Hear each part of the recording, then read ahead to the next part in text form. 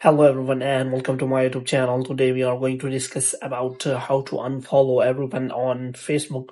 For example, if you want to get rid of the followers you recently followed on Facebook, so how you can do that. For this, what you have to do, you have to simply watch this video completely. So without wasting any time, let's start the video. So first of all, what you have to do, you have to simply make sure that you are connected to a proper Wi-Fi or internet connection.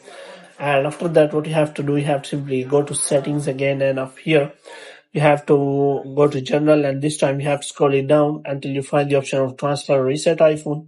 So here you have to simply click on reset, and you have to reset all of your network settings. Now what you have to do, you have to simply close the app, and here what you have to do, you have to simply open the App Store, and in App Store you have to look for Facebook, and you have to make sure that you have installed the latest version of the Facebook app.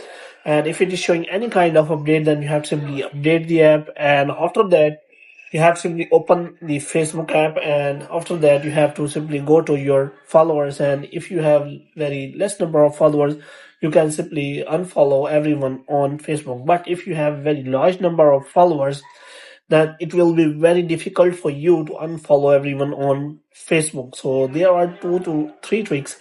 The first trick is as that you have to use an third-party application which allow you to unfollow beside you, and it will unfollow multiple persons at a time so that you don't have to unfollow everyone.